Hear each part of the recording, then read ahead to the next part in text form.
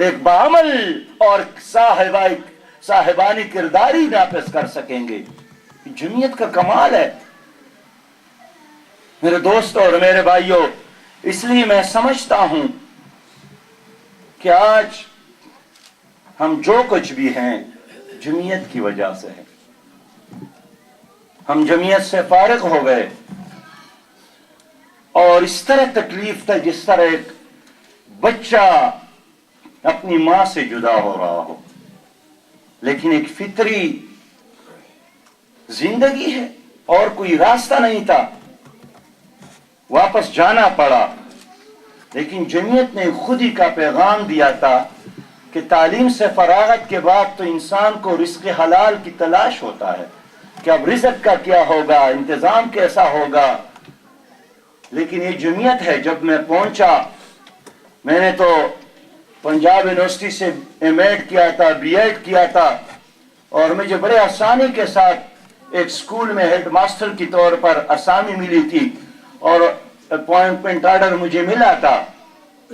لیکن وہ آرڈر جب میرے جیب میں تھا تو میں سوچ رہا تھا کہ اس نوکری کے ساتھ اور اس سرکاری ملازمت کے ساتھ میں شاید وہ وعدہ نہیں نبھا سکوں جو جمعیت کے ساتھ میں نے لیا تھا اور جو بیعت کیا تھا کہ ان صلاتی و نسکی و محیای و مماتی للہ رب العالمین.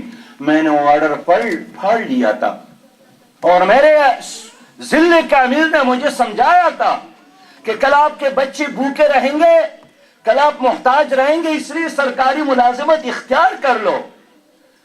لیکن جمعیت نے میرا عقیدہ ڈگری پر نہیں رزاق پر بنایا تھا.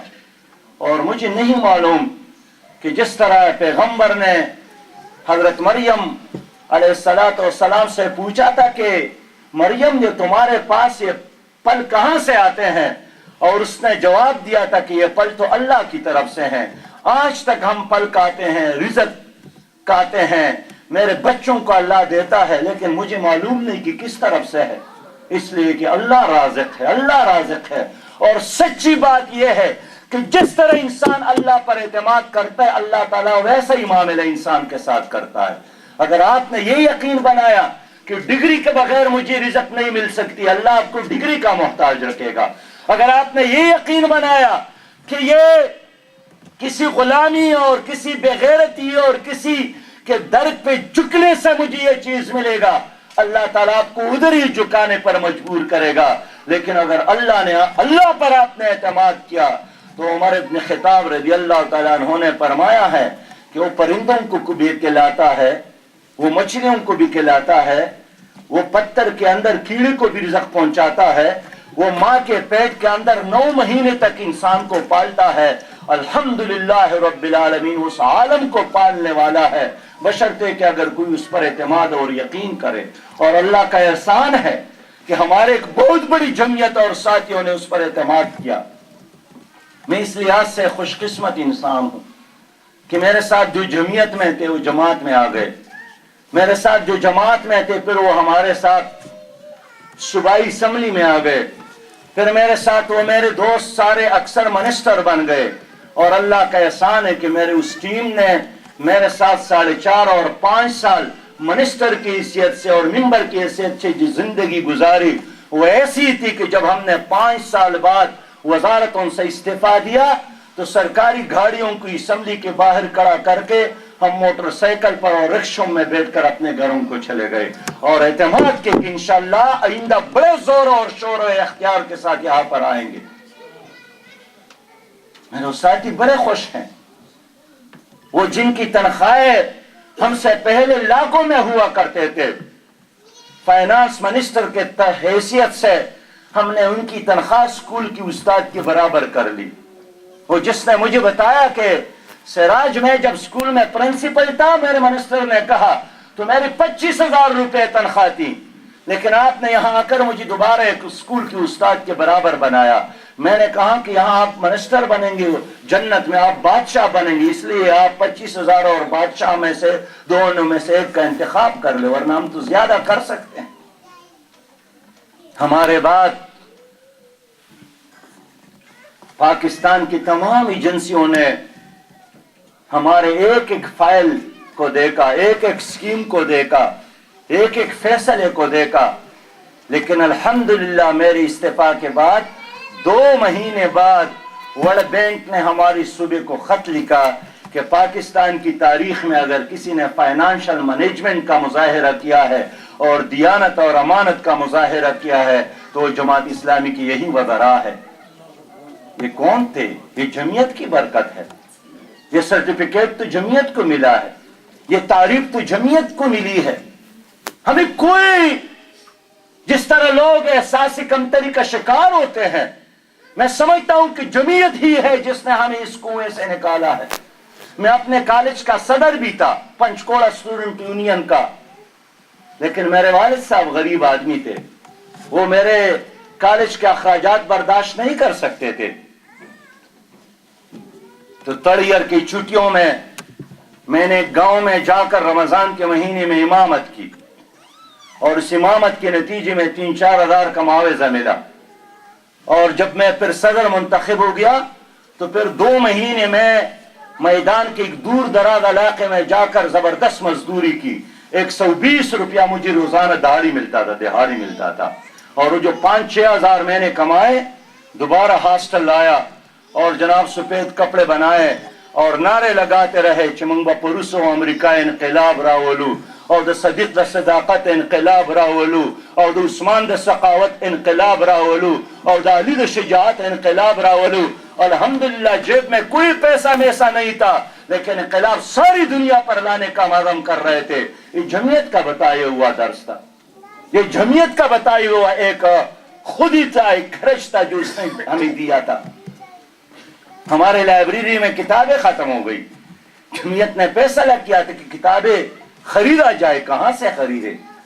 ہم نے 7 دن مردان میں مزدوری کی ساتھ میں، اور جتنا کچھ کمایا اپنی لائبریری میں جمع کیا۔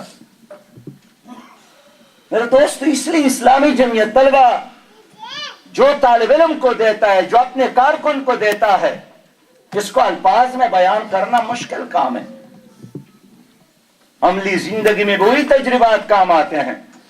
میں نے جب فائنانس منسٹر کی حیثیت سے حلف لیا، میں نے ساری بیوروکریسی کو جمع کر لی کہ میں جمعیت کا رکن رہا ہوں، میں صوبے کا ناظم رہا ہوں، میں مرکز میں ناظم ہے، آپ مجھے کم از کم دھوکہ نہیں دے سکتے، آپ مجھے شیشے کے بوتل میں بند نہیں کر سکتے ہیں۔ یہ جتنے آپ پیسہ لے کرتے ہیں، اس طرح پیسے ہم گزشتہ 10 سالوں سے کرتے آ رہے ہیں، اور یہی وجہ ہے کہ میں کبھی سیکریٹریٹ نہیں کیا تھا، کبھی ہم اسمبلی کے اندر نہیں گئے تھے، لیکن مجھے بالکل اجنبیت یا اپنے تجربے کے لحاظ سے کوئی کمی میں محسوس نہیں کر رہا تھا، اس لیے کہ اس طرح اسمبلی ان کو اٹینڈ کرنا، لیڈ کرنا، باتیں کرنا، سوالات کا جوابات دینا، لوگوں کو ساتھ چلانا، ڈیسیجن کرنا، یہ 20 سالوں سے جمعیت ہماری تربیت کرتی رہی۔ میرے پیارے بھائیوں اور دوستوں، میں یہی عرض کرنا چاہتا ہوں کہ جمعیت ہی ہے جس نے ہمارے اندر خود احتسابی کا ایک درس بھی ہمیں دیا ہے۔ کسی عدالت کی ہمیں ضرورت نہیں ہے، جمعیت انسان کے اندر کرش پیدا کرتا ہے۔ ہم نبی مہربان صلی اللہ علیہ وسلم صحابہ کرام کے بارے میں پڑھتے ہیں کہ وہ آئے اور اس نے اعتراف کیا کہ فطہرنی یا رسول اللہ، مجھے پاک کر لے۔ لیکن ہم نے بھی دیکھا کہ اس 14ویں صدی میں اسلامی جمعیت طلبہ کی برکت سے ہمارے مظفر آباد کے ایک کارکن غائب ہو گئی، امیدوار رکنیت تھے، اور جناب اعلان گمگشتی ہو گیا کہ ہمارا ساتھی کہیں گم ہو گئے ہیں۔ لیکن 1 مہینے بعد اس نے مانسیرا سے خط لکھا کہ ناظم صاحب میری رفاقت ختم کر لے۔ میں نے کہا کیا ہوا ہے، آپ تو کہیں غائب ہے؟ انہوں نے کہا کہ میں نے FSC میں فزکس کے پرچے میں نقل کی ہے، اور میں جب گھر آیا تو میں محسوس کر رہا تھا کہ میری ماں مجھے تانا دے رہی تھی، حالانکہ اس کو پتہ ہی نہیں تھا کہ اس بچے نے نقل مارا ہے۔ میں جب مسجد گیا تو میں مسجد کی امام کو فیس نہیں کر سکتا تھا، میں جب ہوٹل میں چائے لینے گیا تو میں ہوٹل کے مینیجر اور لوگوں کو فیس، اس لیے میرے لیے مظفر آباد تنگ ہو گیا، اور میں منسیرا باغ آیا ہوں، فطہرنی، مجھے پاک کر لے اور میری رفاقت ختم کر لے، اور اعلان کر لے کہ جو نقل کرے گا ہم اس کی رفاقت ختم کریں گے۔ اسلامی جمعیت طلبہ کیسے خود احتسابی ہے، کیسے راتوں کو اٹھ کر مسلسل رونا ہوتا تھا. ہم اسی گلشن کا ایک حصہ ہے, ہم اسی باغیچے کے پودے ہیں. میرے دوستوں اور میرے بھائیوں, میں بات تو اپنی کر رہا ہوں, لیکن میں محسوس کرتا ہوں کہ میں آپ سب کی بات کر رہا ہوں. میں آپ کی کہانی بیان کر رہا ہوں, میں آپ کی ماضی بیان کر رہا ہوں, میں آپ کی ماضی کا تذکرہ کر رہا ہوں, میں آپ کے عشق کا داستان بیان کر رہا ہوں. کراچی سے لے کر چترال تک اسی طرح روایات ہے, اسی طرح ہی کہانیاں ہیں. لیکن اب ہم کیا کر رہے ہیں؟ ہم کہاں پہ غائب ہو گئے ہیں؟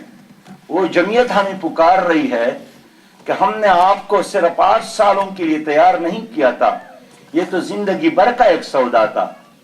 یہ تو وَلَا تَمُوتُنَّ إِلَّا وَأَنْتُمْ مُسْلِمُونَ نہیں مرنا ہے مگر مومن کی حیثیت سے مرنا ہے. اسی کرنسی کے ساتھ تو ہم نے جنت میں جانا ہے. اسی بیس اور بنیاد کے پر تو ہم نے جام شہادت حاصل کرنا ہے. اسی کی بنیاد پر تو جام کوثر بھی لینا ہے.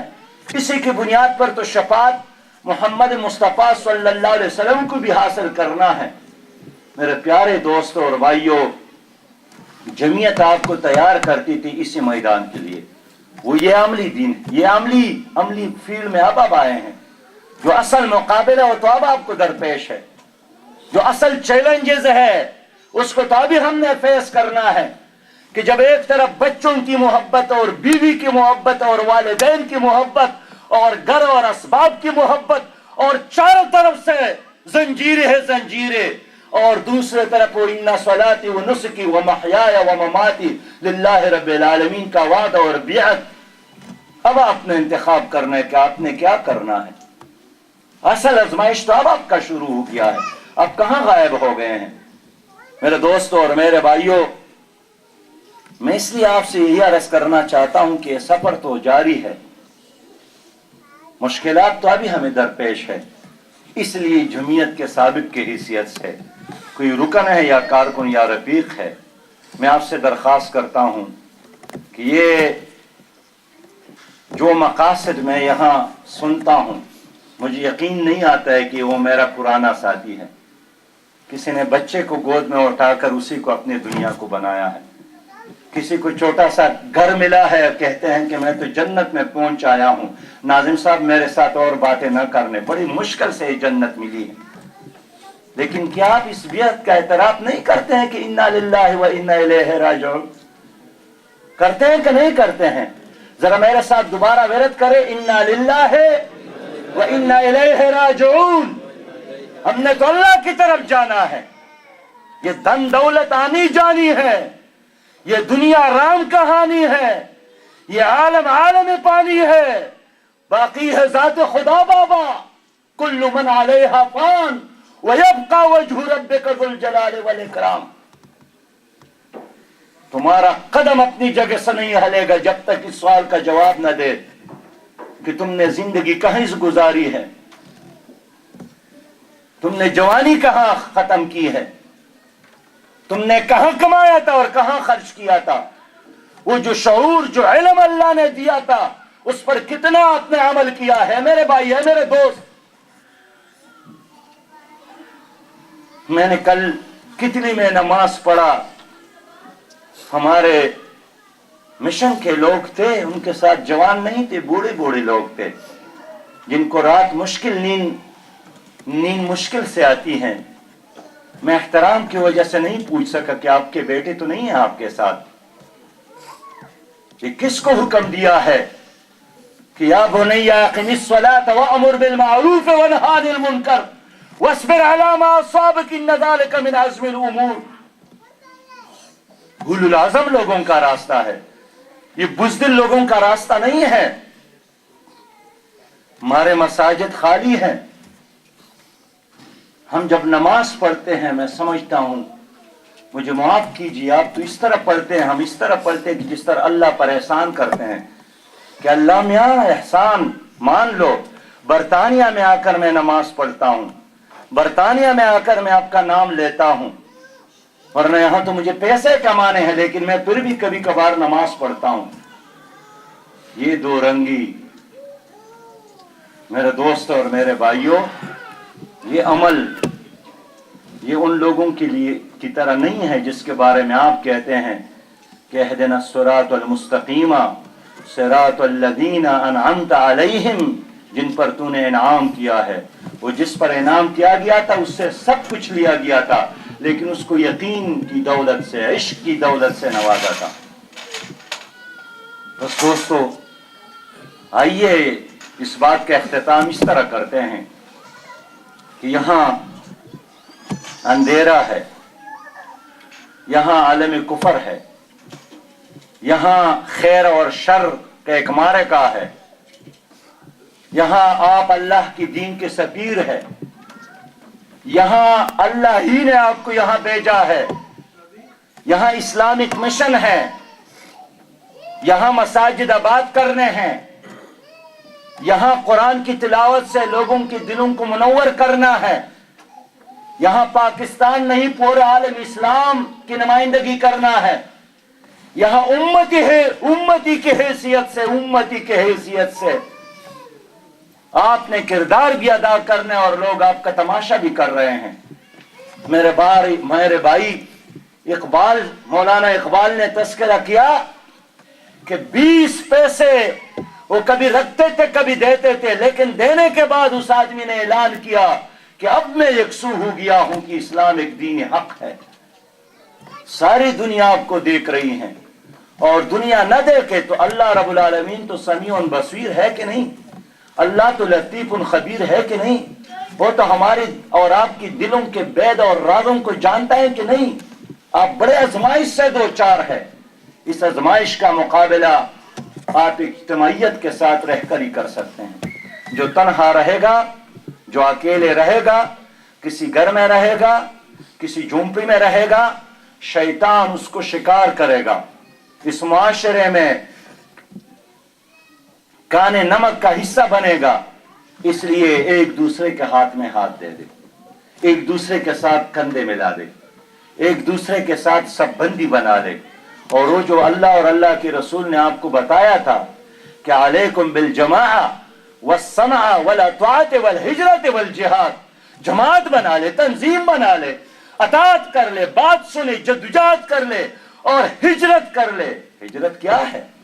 ہجرت ہر اس کام کو چھوڑنا، ہر اس رشتے کو چھوڑنا، ہر اس کاروبار کو چھوڑنا جو آپ کی دین اور آپ کے جنت کے راستے میں رکاوٹ بن جائے، یہی تو ہجرت ہے۔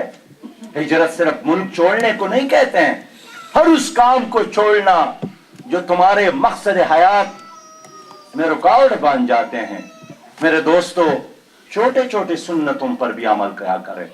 نبی مہربان صلی اللہ علیہ وسلم کی کسی سنت کو آپ چھوٹا نہ سمجھے، آپ ہلکا نہ سمجھے، آپ نوافل کا اہتمام کریں گے، آپ کے فرائض محفوظ رہیں گے۔ جس طرح انسان بال لگاتا ہے، جس فصل اور باغ کے لیے بال نہ ہو تو فصل تباہ ہو جاتے، نوافل کا اہتمام کرنا، روزانہ درود اور سلام کا اہتمام کرنا، ذکر و اذکار کا اہتمام کرنا، وہی لٹریچر جو آپ کے ساتھ موجود ہو، آپ کے جیب، آپ کے الماری، آپ کی گاڑیوں میں ہونا چاہیے۔ آزمائشوں کے لیے تیار ہونا، آزمائشوں کے لیے تیار ہونا۔ تمہارا یہ کیا خیال ہے کہ کسی آزمائش کے بغیر آپ جنت میں جائیں گے؟ یہ کیسے ہو سکتا ہے؟ اقبال نے فرمایا ہے کہ طفلان شہر بے خبر ان از جنون ما، یا ای جنون ہنوز سزاوار سنگنیز۔ گاؤں کے بچوں کو آپ کے عشق کے بارے میں پتہ نہیں ہے، یا تمہارا عشق مصنوعی عشق ہے، سنگباری کے قابل نہیں ہے۔